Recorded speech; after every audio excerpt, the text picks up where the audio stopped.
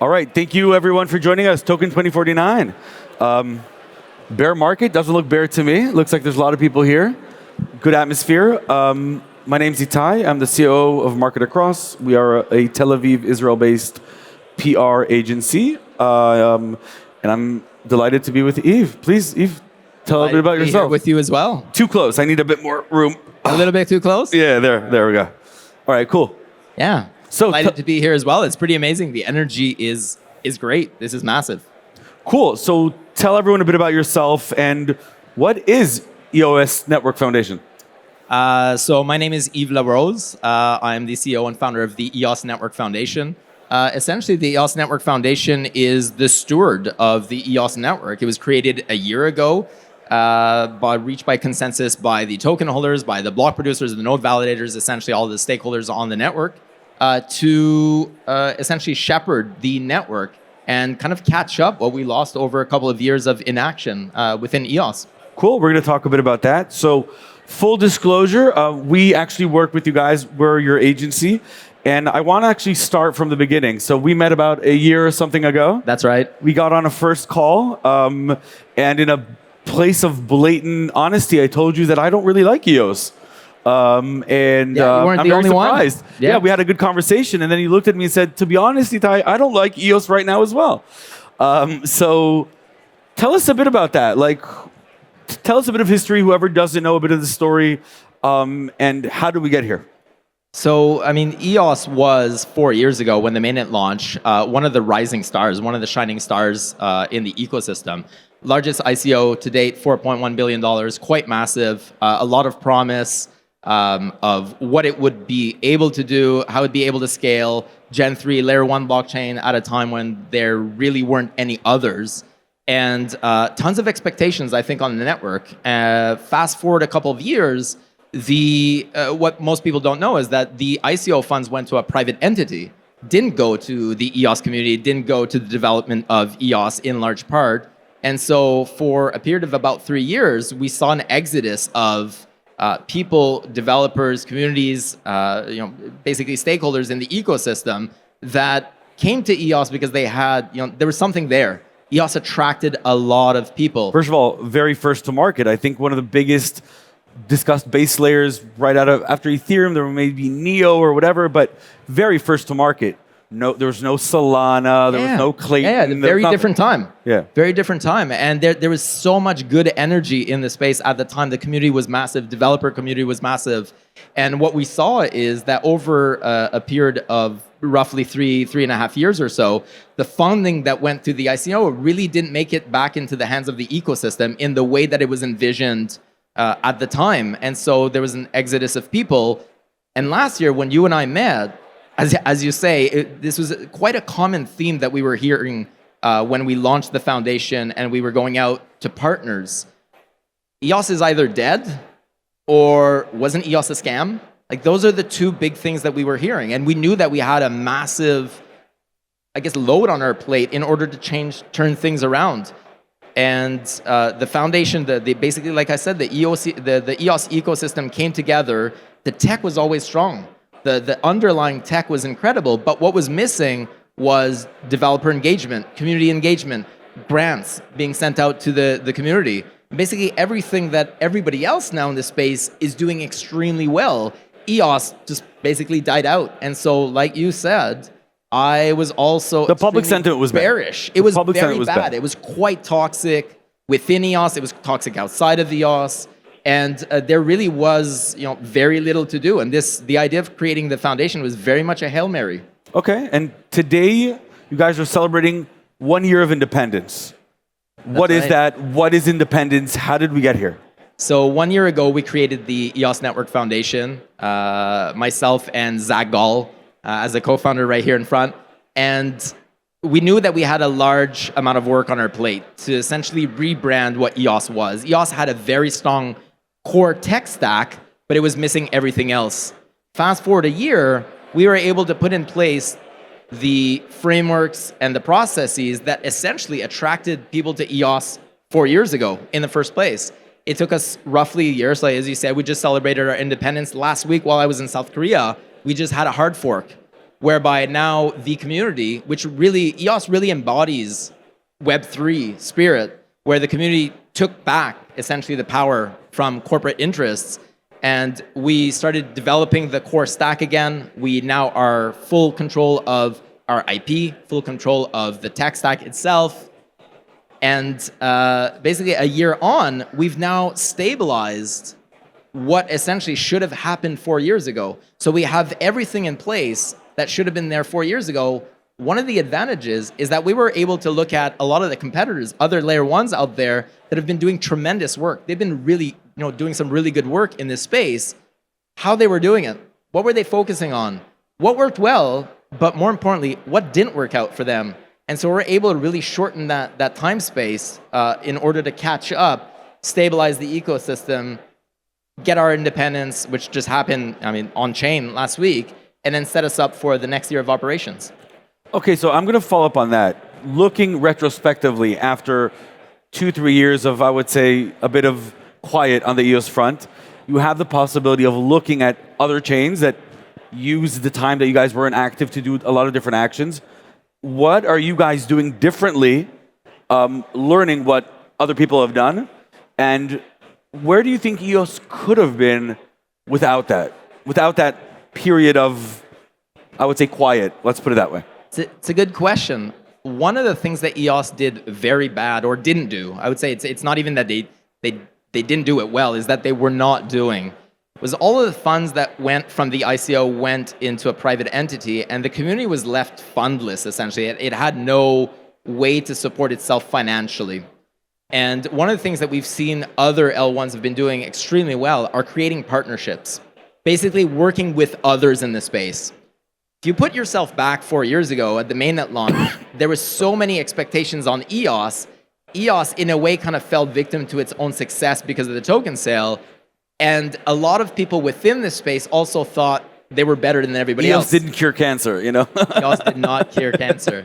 EOS thought that it was better than everybody else, and so it didn't actually create partnerships with others. And we see, especially now, that creating relationships within this space, bridges, EVM is a really great example. Those are We're on things. the Trust EVM, That's our flagship product. Those are things that basically everybody else did extremely well that EOS did not do. I call it the reverse onion.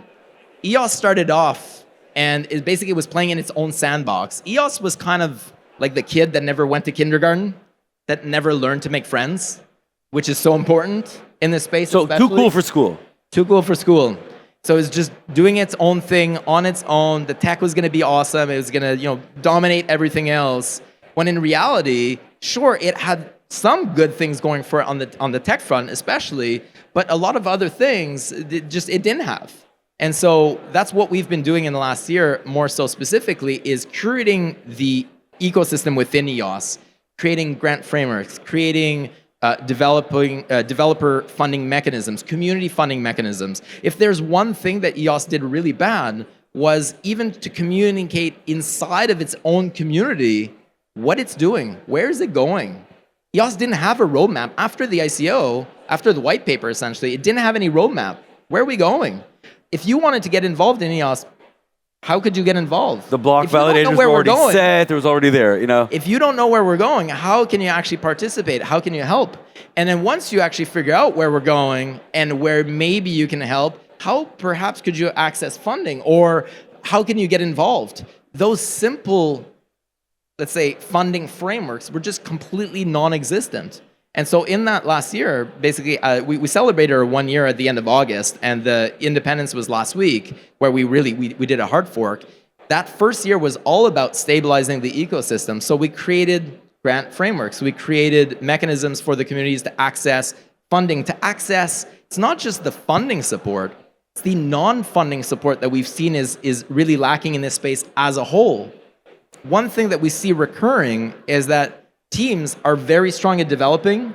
What they're missing is the non-financial support, program management, project management, legal, marketing, branding, all the other things that actually make your project come to life. Venture building.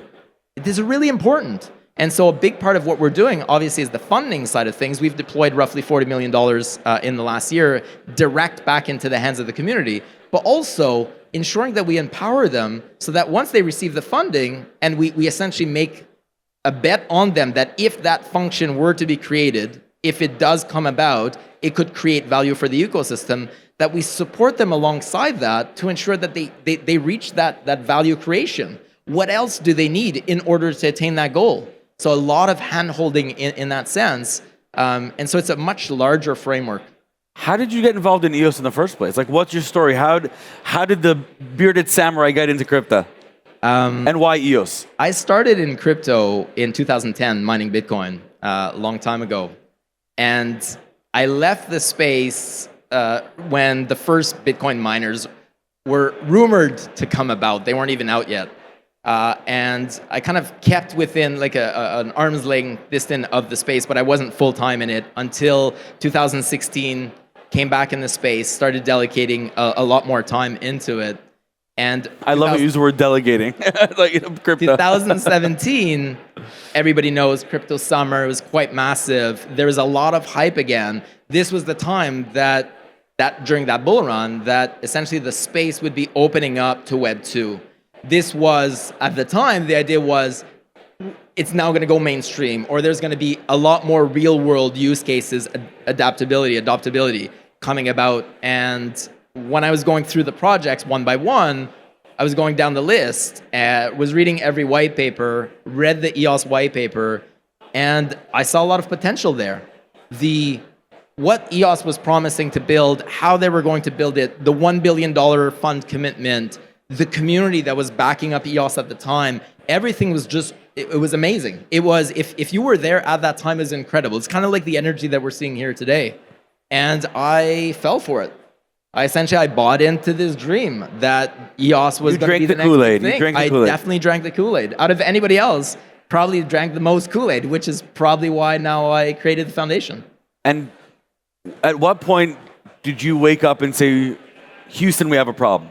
At what point did you go and say, all right, I understand it, but there's something in the framework that's happening here that there's a problem, and then we need to do something?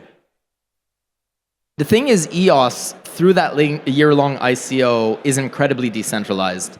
The token sale really ensured, the way that it was done with the reverse Dutch auction, really ensured that the token distribution was quite widespread.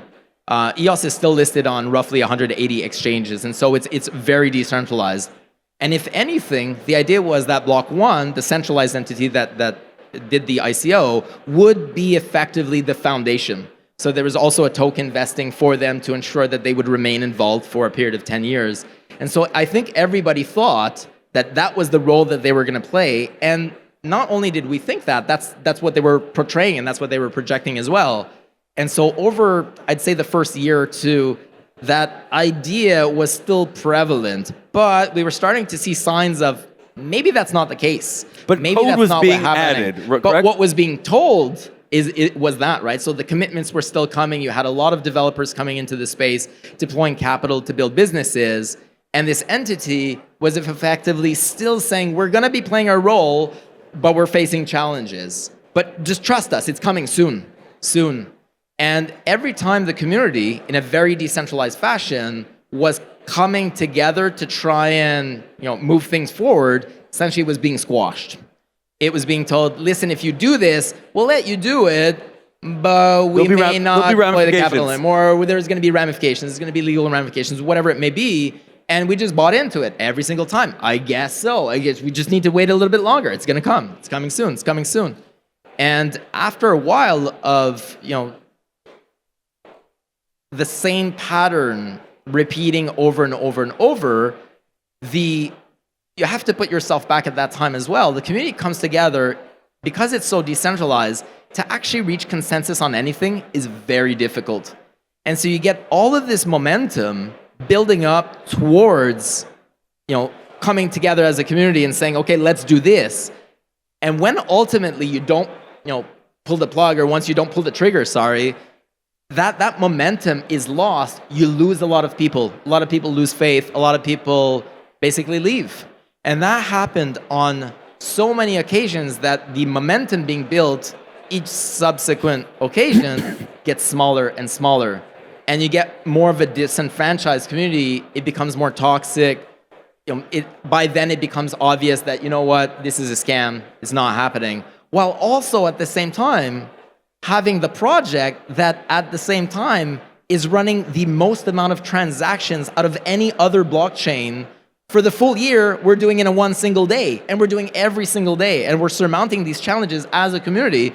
At the time I was a block producer. The community is developing the tech stack, but you're saying that you don't feel the community is being running developed. The infrastructure, running the nodes, essentially doing its part of responsibilities, and that part is doing well, but the underlying foundations that are supposed to be maintained by this other player, we're starting to see gaps in there. We're starting to see holes of maybe the interests aren't aligned. So how did that initial conversation, the first conversation was like, all right, we need to actually do something. When did it become from pardon my French, from bitching around to saying, all right, let's do something, let's create a framework, let's take the power back. Walk me through that a bit. So we had gone we had held an EOS community conference in Rio in 2019, and the community had come together, reached consensus on deploying a WPS, a worker proposal system. Effectively, the network was going to be funding development through a process that it developed and refined over a period of time, and there was consensus on that. During that period of time was the last time when the entity essentially said, if you do this, we're out. So the community stopped. This entity said, listen, if you do this, we're gonna stop, but if you wait for us, we're working on something, we'll be able to partner together, it's gonna be even more massive, and essentially the interests will be aligned. We bought the Kool-Aid. That was the last time we bought the Kool-Aid. That got squashed. Very little happened. Everything was really, really slowed down. And a lot of community left at that time. A lot of developers left, a lot of the community, a lot of the businesses, stakeholders. That was the last straw for a lot of people. And fast forward about a year and a half after that, we had an opportunity again once we saw, and really the last straw, I guess, was GitHub.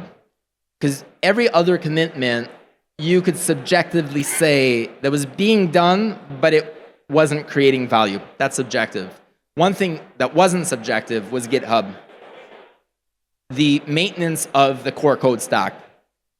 In June 2021, I'm trying to find the year, June 2021 basically went dark. It's zero. You can see it, it's basically goes to zero. And that was the last pillar that really kind of struck the final chord of, if this doesn't happen, if the community doesn't come together, it's done. That's Why didn't you leave? There was 3 years. Why didn't you, as Yves, say, I'm going to move on to the next thing? All right, this is a dud. It didn't work out. Cut my losses. Why stay? The underlying tech, the underlying product is real. It's insane how good it is. It's insane how we've perfected it over the last 3.5 years, where some of the layer ones right now are facing challenges that we solved 2.5 years ago. You didn't put a restart button. We didn't put a restart button at the time, and that's effectively what the foundation was about. And so there was this idea that there's something there. This has so much potential, and the parts that are missing are somewhat easily solvable. It's really not that difficult. There's a lot of work to do, but there's a path to victory. There's actually something there, and if somehow we can leverage the side of things that's missing, that's relatively easy in the sense that there's common known frameworks around that if we can actually do that part, and time over time again, basically I was in the midst of things as a block producer. We're one of the top ranking block producers, my previous entity, and so we were in the juice, and we could see that if we just do this, and that last straw, like I said, with GitHub essentially going dark, was the final straw. I'd actually resigned from my previous entity, and during that 2-month period, I had a lot of reflection that I was able to do. And stakeholders were reaching out, token holders were reaching out, developers were reaching out, the node validators were reaching out. You're the right person. You need to lead a foundation. If anything, EOS is too decentralized. We need centralization. We need a steward. We need an entity that can actually coordinate the ecosystem, because that's what we're missing. All right, so let's use the last 10 minutes. We did the past, we did that. Let's talk future. We had a year of independence. Run us through what you think EOS was able to do in the past year, and what's the next year going to look like? So we've effectively stabilized the ecosystem in the sense that we are now owners of the repo. We just hard forked last week. We rebranded the previous software stack as well. It's now called Antelope. We formed coalitions with other chains that were also leveraging Antelope. So we now have the Antelope Coalition with other partners, Telox, Wax, UX, and EOS. We put a treasury in place to be able to actually develop the software, not only maintain it, which we've been doing, closed out all issues, but we've also then deployed funding towards what happens in the next couple of years. We've deployed roadmaps. We've deployed a lot of funding, like I said earlier, in terms of frameworks for developer funding, for community funding. We've effectively done everything that we should have been doing. We fast-tracked that for the last year. Year 2 is all about growth. So we're working on Trust EVM. That's deploying in a couple of months, essentially. We're now refining the process so that we can have block mapping. How hard was that to get the EOS community to go and say, we actually need to adopt the Ethereum framework and mechanism in any format? Relatively easy. I think if you would have asked the same question a few years back, the community wasn't in a situation where they were open to kind of looking externally, and that definitely hurt the community. But now people recognize that's that partnership concept of like being you need like to interoperability is the future. Other people are actually doing some really good stuff. There's a lot of tremendous work being done out there. And being able to leverage that, being able to partner with others, being able to actually build bridges is what this is all about. I can't agree more. I think that the interoperability is not only a technical thing, it's also the end of crypto tribalism. The first years of crypto, was like these mini cults. This person is a Jesus and this person is a devil because he thinks the block size is different or whatever. So for you feel like EOS has a much more open future. Now, definitely EOS is in that space where not only did it, within its own community, start mending bridges, within the Antelope community, started building bridges. Now we're at a stage where we're now forming partnerships with other foundations. We're building tech like IBC, not only internally to the Antelope Coalition, which is the software stack that EOS essentially manages and runs, but with the others as well, forming partnerships there, deploying capital towards the growth of that tech stack, then forming partnerships externally so that we can build bridges with other foundations, with other teams, with basically other projects that are building some really cool stuff. Because most of the community, what we see right now, they don't particularly care where they deploy. Of course, it's nice. Of course, there's different flavors. What might be a better right fit for them. But ultimately, they want to access more people, more stakeholders, larger communities. They just want to open up their product to everybody. They want to focus on their product, and they want everybody to be able to use it. And we have a role to play in there by being able to build those bridges so that essentially we can lay the roadways, we can lay the pavement so that everybody can come and leverage the tech stack, essentially. The tech stack, the exchange adoption, the brand notoriety. So today, when you do talk to dApp developers that have already deployed or pre-deployment, what's your pitch? Why EOS today? No past, no history, no whatever. Today, clean slate. Why choose you? EOS is there to support you. Not only does EOS now control its own future, its own destiny, it has the mechanisms in place that have been built over the last year that are tried, tested, and true because we've been able to leverage on the shoulder of giants that have done this before us. Those are in place. They're not theoretical. So if I would have been here last year, I would have talked about everything that we were going to do but that we didn't have in place. We're now fortunate to be able to be here and say, look at everything we've done. These systems are already in place. They're already functional. They're already scalable. We've already deployed funding towards this. Essentially, they're already running. Here you go, you can get support here, and then we also have the team inside of the foundation to be able to help support you on the non-financial side of things, to be able to leverage your growth in the future. And what we're seeing in terms of reception from the community, from either from VCs or from developers, from basically all types of stakeholders, they're seeing that EOS is open for business again, that now people can come and help leverage the tech stack and everything that was there from 4 years ago with a network that effectively has been running for 4 years with literally zero downtime. We were, for a period of time, running 125 million transactions per day. To put that in perspective, that still remains all other networks combined in one shot. So a lot of the scaling issues that people are facing, we've resolved, and everything is open source. We will gladly work with others to get them to be able to scale. Everybody's got a different way of doing this. That's actually a good question. So you guys have actually... we need to help each other out. You've built a good open source depository, and you see projects taking that open source and building their own EOS, IO style stuff, but it's not under your, I would say, tech stack. Is that good for EOS? Is that bad for EOS? Is that at least validation that you're on the right path? There's definitely a balance. But overall, I think we embrace it, and I think it's very positive. For others to be able to see the power of the software and to be able to then have an in, even if that's their own in, just like EVM, that's your first point of entry, and then you can see the power that underlies this product, and that you see that it's real, and then you get the other resources to become and help you. It's kind of that way in to be able to open the doors effectively. And so I see it as a mechanism to open doors. I see it as a mechanism to build bridges, which I think are really important. That, like you said, the crypto tribalism, we're seeing that change as well. We're seeing that the future is very much multi-chain. And we are part of that, and we want to be more part of that, of course. Yeah, I think we see in crypto now a bit more of a decentralization ethos when it comes to also the star CEOs and figures. No need to go into names. EOS had their figure, other chains had their figures, and we're seeing now that a lot of them, maybe they just made enough money, but they're stepping down from the limelight and it's being a lot more by, I would say, for developers, by developers. So is that the underlying, is the message, the future is multi-chain and EOS is open for business? For sure. If there's anything, is that EOS, the old EOS is not the new EOS. There's definitely a reinvigorated community. There's funding, there's a non-financial support. EOS is open for business. Come and join the new EOS, for sure. And for people here that want to learn more, get more involved, other than, of course, following on Discord or Telegram or whatever, how can people get more involved? What actions can, I would say, devs and non-devs take to educate themselves a bit more? All of the information can be found on eosnetwork.com. If you go there, if you're a developer, there's a tech section. You can go and apply through the grant framework. You can go and see, not only do we publish the roadmap, we actually did a lot of research, which we called the blue papers last year as one of the first things we did, to establish, here are things that others have done that might be good for us to do. Here's some base research on that. Here are base cost estimates. Here's like the general kind of RFP for this.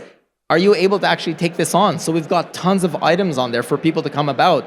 All that is public. All of the grant framework is public as well. So everything that we do, very public, very transparent, very easy for others to come and get involved and see how you fit in. One of our largest KPIs is to see in the shortest amount of time, if you want to get involved in EOS, what can you do? So it's to basically find your ikigai. What can you do? What's your skill set that potentially we can leverage, that you can get funded for? If we can find this in the shortest amount of time as possible, then effectively we can grow the community much faster than what we were doing in previous years. All right, so last question. If we're here next year, hopefully everyone will join us. The event will be 10 times bigger. Bitcoin's at 10 billion or whatever. What's victory for you? For EOS? For us, I think it's a recognition that EOS never left, that EOS is still very much alive, and that there's a home, essentially, that there's a home for developers, there's a home for all types of stakeholders to be able to come and see and leverage the power that EOS has for essentially what we believe is going to happen is a shift between Web 2 and Web 3. In the next large market, we think that the mainstream adoption is going to come a lot from that GameFi space. We think that it's going to come a lot from traditional developers that essentially want to have the Web 2 experience on Web 3, and EOS is ready for that. All right, perfect. So I'm going to do something not a lot of people do. We're going to finish 50 seconds before our time. All right. Oh. Yves, thank you very much. Thank you, everyone, for joining us. Thank you, everybody. Thank you.